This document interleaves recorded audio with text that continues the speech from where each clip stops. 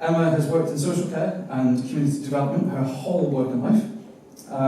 Previously trustee for community-based charity Stepney City Farm, and then working for major mental health charity Richmond Fellowship. She offers insight into how support and services are designed, developed and commissioned. She saw the power over how services are delivered sits with commissioners and managers. It's rare for people in the front line to be in charge.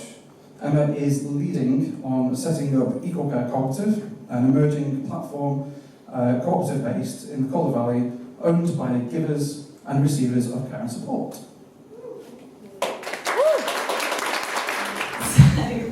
Hello everyone, it is so nice to be talking here. I have to start with a caveat. This is the first time I have ever spoken to an audience that actually knows about technology. The vast majority of the people that I've been speaking to over the last 2-3 months further back have been a mixture of cooperators, social care people, and the odd investor or two, which ask really mean questions. Where's my clicker? Is that? Wow. Oh, thank you. So I'm going to do a sort of 6-7 minute chat, and then hopefully we'll move on to, so that we can move on to questions, because they're always more fun. So here we go. Is everyone ready? Yes. Yes. So this is what we're doing. We're building, it's not really about tech. Tech is useful as a tool, but this is the purpose of EcoCare Co-op. We're building an organisation. It's about putting the relationship between the person who gives and the person who receives right at the top. It's about sharing power. And we use the word power, we don't say empowerment, because there's quite a significant difference between those two words. And we allow care and support to exist in abundance, because we are all human beings, we all give, we all receive care and support, and we will all need it at one time or another in our lives, and we all know somebody who needs it right now. So it's a pretty relevant topic, I think. This is who we are. There's Ayo. You'll see from the little circle here that none of us have any tech expertise whatsoever. I've been on a few service design courses. I've done, a lot of edX and talking to people, but I don't have a background in technology. My background is in social care, it's in commissioning, it's in service design, without any tech elements whatsoever. We have kind of a range of experiences in the founders, but it's been very much rooted in the lived experience of the problem that we're facing. So we have Fran here tonight. There she is. Hi, Fran. Fran's an independent care worker, amongst other wonderful things. We have Amber, who leads a team of personal assistants. And we have Kate, who, amongst her kind of professional background, had to care for her mum for around 5 years as a young carer before she died in 2007. So we kind of bring a lot of heart to the party as well. And there's Ayat, so that's where the tech comes in. Why are we doing this? I kind of mentioned it earlier, but we've kind of worked out that the thesis is that there is desperately unequal relationships existing in the social care and health sector, where the people who tend to suffer the most are the people that whole sector is supposed to be supporting. So the people who are getting support, family members and care workers. There is no other industry in the UK where you could say it's a 40% turnover and keep a straight face and not be accused of lying. It's just creating a kind of world of pain for the people who are always at the sharp end of the system. So if it starts with power, then we have to keep that in mind all the time. And power and technology have a very interesting relationship. So if you go to some of the off-the-shelf care and support systems, you will see that they have all been built in mind, they have all been built from the perspective of the person that they will be selling to. And the person that they will be selling to for any care and support tech-enabled thing is going to be the commissioner it's going to be the manager of the care service. You are never going to be selling to the person who's going to be giving that support, and in a very few amount, you might be reselling on to the person who's receiving it, but tech is not built with those people in mind. They are second, third, fourth, fifth down the list. So ownership and power is really bound up with that. So first and foremost, we're a cooperative. So that's where, if you're going to start talking about ownership and start talking about power, you have to start with the governance and the ownership. Like, who gets the money? Who benefits from the work that you do? So we're owned by, as Mike said, the people who give and the people who get support, as well as with kind of membership rights for family members. We also do have an investor member class because we've got to get our money from somewhere. They have less decision-making power though, quite a lot less. Because that's our purpose. So kind of going into a bit more about the technology, because I'm talking to a tech-based audience. We are very early in our journey. We only incorporated last year. We've been doing a lot of user research and a lot of work doing this in a co-produced way. AUP and predominantly the marvellous Heather in the corner there. We're in the middle of Sprint 3, so exciting! Love sprints. So these are kind of a few sneak previews of our flat prototypes, which are kind of just showing sort of a little bit about what the journey looks like and the journey that we're building. These are probably going to change radically over the course of the next year and a half. I mean, I have no illusions about that. So I just wanted to show this. This is about accessibility, which is, although the web has like really amazing standards for accessibility, we're kind of trying to go a little bit further with that. So yeah, I'd love to carry on talking about that if people are interested. This is a bit more about the space that we're operating in. So 3/4 of the care and support sector are private for profit. So they have big shareholders, a lot of them are listed organisations, mostly in the US, and they tend to kind of fail big when they do fail, and they're mostly kind of debt fueled and all that kind of thing. There's a new class of organisations that have the without sounding too catty, like the Uber for care and support organisations, many of which actually are doing it much better than the traditional agencies. But they're mostly emerging in kind of London and sort of the big population centres, where you'd expect kind of the usual platform-based marketplaces to emerge. There we go, there's our contribution. So we're starting a platform business in a village on a hill with a population of 1,000 people. We think that's a good idea. Rural care and support is a massively tough nut to crack. And if you have a situation where there's the kind of technology in place to be able to match people, to be able to keep those care records, to keep the choice in the relationship, in the care and support relationship, then why not bring together people who live nearby rather than having the current situation, which is completely bonkers, where you might get someone coming from Rochdale to Blatchall Head to do an hour's visit, and then usually that all drops off in the winter because it snows and it's Error Hills. Oh yes, and we're fundraising at the moment. I am a very relaxed woman. I was not a very relaxed woman 2 months ago when we opened our community share offer, which is a form of investment only available to cooperative and community benefit societies. It's like a form of, I'm not going to go too much into that, but we have raised around £360,000 to date, which is £60,000 past our optimum, which is extremely exciting, and means that we can actually do what we're setting out to do, which is bring our tech team in-house, still with strategic and additional support from AUP, so we're not firing them.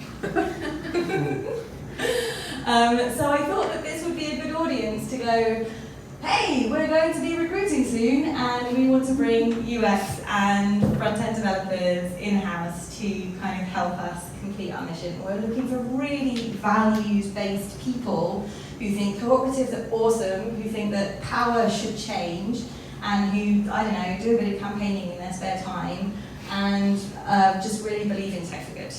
So I thought it was probably a good place to say that. Thanks! There's that website address as well for the investment, for the community share offer investment, if anyone is interested in continuing to invest. The offer is open until the 14th of August. Q&A!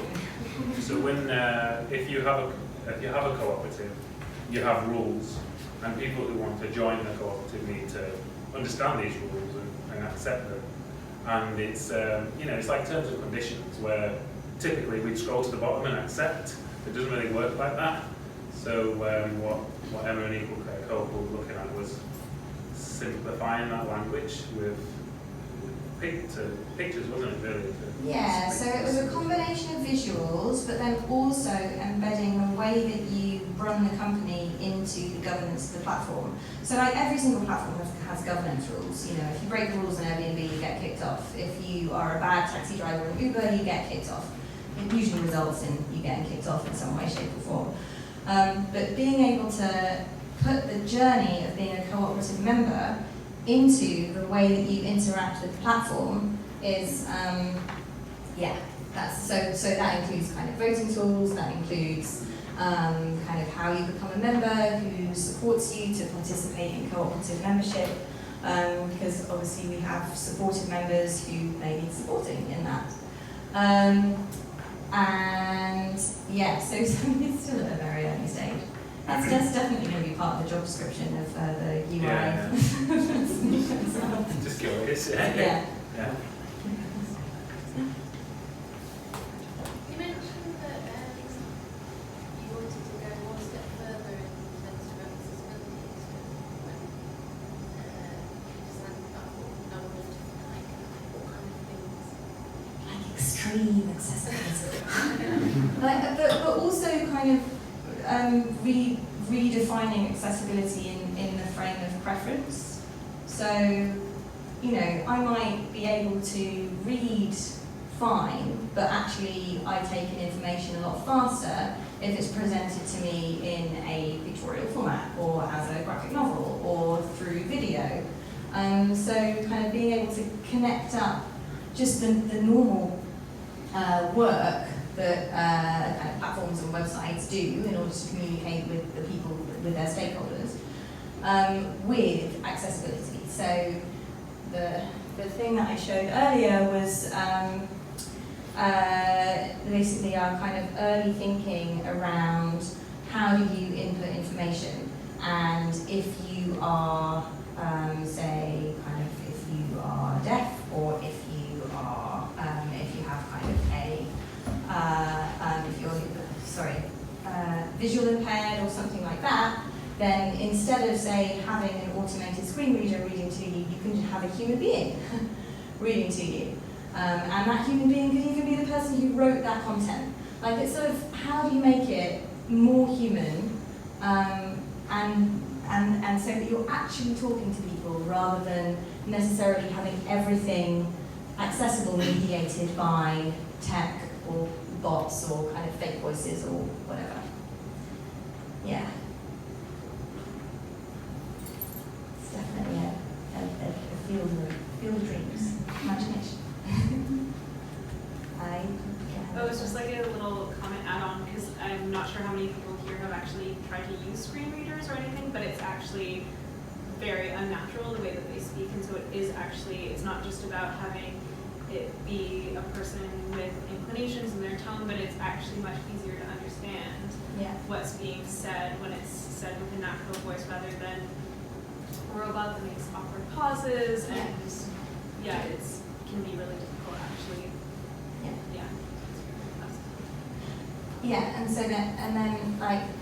So you could interpret the information that way if you were visually impaired, and it would be all right, but you would lose a lot of information in that process. Similarly, maybe if your first language is BSL, be spoken to in BSL rather than kind of being expected to read English. Like it's that level of choice, it's that level of kind of nuance. I'm from a tech background, so Hello! And I think you spoke about the tech stuff quite well. I feel like there's something like knowledge around what it is you actually do that I don't understand though. As in, what is a care co-op? What kind of services are you providing, and what's the platform going to do? So we are a platform cooperative, which is now a thing, thanks to Trevor Schultz and Nathan Schneider in the US. And the kind of main income of the platform is going to be through matching. So at the moment we're classed as an introductory agency by the Care Quality Commission. So we do the matching in the same way that TaskRabbit does matching. People who need support and people who are qualified to give it. Yeah, and at home, adults at home. So that's kind of the core work of it.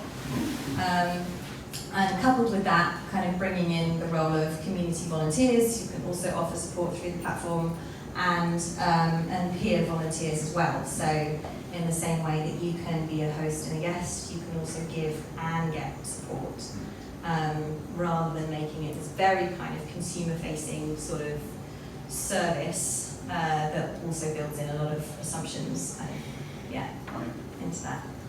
But thanks for asking. I did this up. I thought I might have missed it actually. I just didn't say it. Just a quick one. When you mentioned investments, so your company, I don't know when you guys started doing investment and collecting investments from whoever, was that done by crowdfunding or? Yeah, it's like a cross between crowdfunding and equity. I mean, it is equity, but it's more like crowdfunding than it is like going out to a funding round as a private business. So we got support from the Hive, which is Cooperative UK's kind of helping co-ops arm. And you kind of put together a share offer, and you offer withdrawable shares in the cooperative. And they're only like you can't transfer them. So it's like you're kind of taking out a bond, really. And then we pay kind of an interest rate on that bond.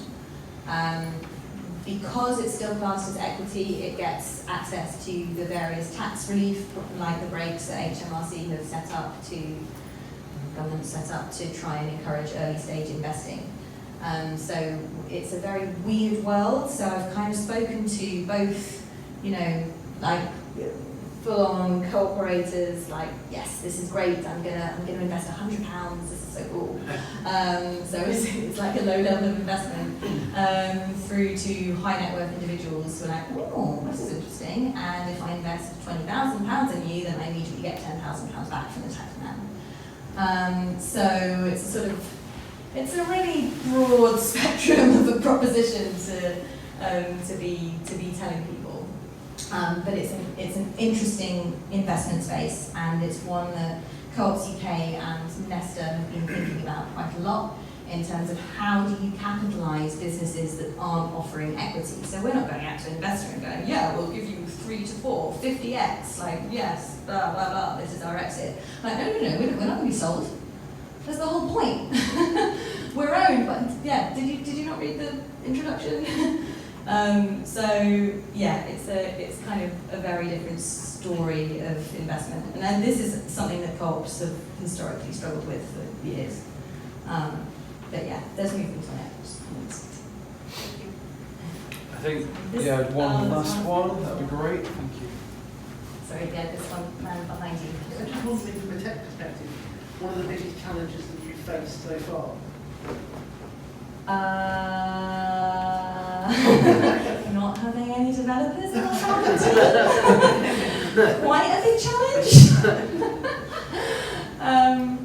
Also, I think working out the governance of it. So how do you truly co-produce a platform that is genuinely owned, and that the people who are participating in it are not owners in just name, but are owners in terms of the force of their decisions.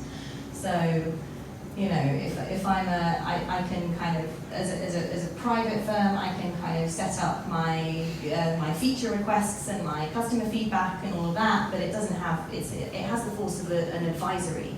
So if, your investor kind of sits down at the table and goes, well, no, you're not going to develop that, that's way too expensive. And like, okay. Whereas we'd be like, okay, how should we raise the money to develop that? So yeah, it's more about kind of the force it's the authority behind it. So that's complicated, and that is a live question that we are experimenting with. Thank you very much. Yeah. Please,